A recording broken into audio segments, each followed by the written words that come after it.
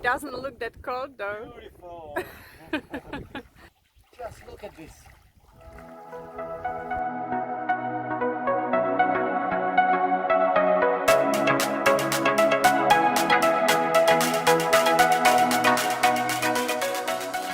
After a great event yesterday at Maleny Showgrounds, we are staying in the area because I have some days off, so we thought we would kind of spend some time in nature, and Hannah found this beautiful place on Airbnb, nice house with the pool overlooking the valley, and it's like 6 kilometers of dirt road to get here. We got here late last night, and so the car is very dirty, and of course we were very low. We were at about 70 kilometers in the battery, so I was hoping there would be some access to power.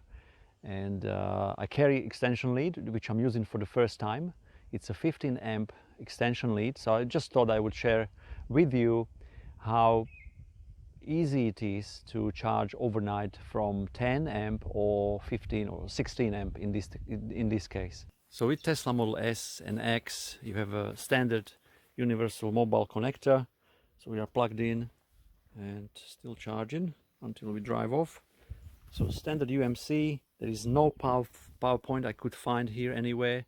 Usually there is power point on the side, like for water pump or something, but in this case it's all in the garage. The garage is locked, we don't have access to that. This middle piece is an adapter from Tesla. It connects to this half, so normally there is another connector here that would plug into 10 amp power point. I removed that one, pressing these two tabs, and then I've put in, of course you probably know, this is from this standard UMC through 3-phase. This is max 32 amp I believe, and this is the 3-phase connector running here, and 15 amp plug going into 15 amp extension lead. And last night I noticed that this extension lead was getting a bit warm to touch.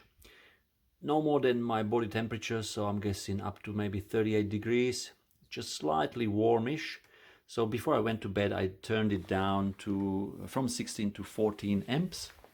And I just want to show you, before we go in, a quick tip. If you have a squeaking door anywhere, chances are you have a shampoo, hair shampoo with you. So just, I'll do it later, I haven't had the chance yet. Just a few dots of shampoo here on all the hinges, and within seconds the door is quiet. One thing I want to show you and tell you is about this warning. On extension leads you have a warning: do not operate unless cord is fully uncoiled.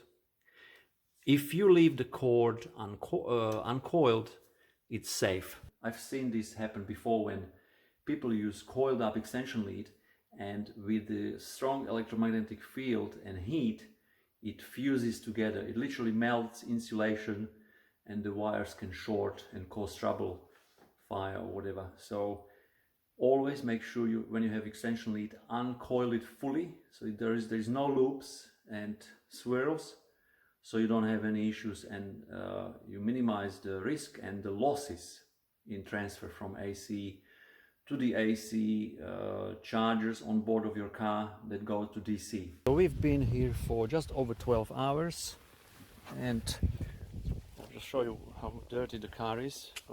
It was raining in Maleny last night for a few minutes, and then we were driving 6 kilometers on dirt road to get here. So this is what happens, all the dust stuck to the car.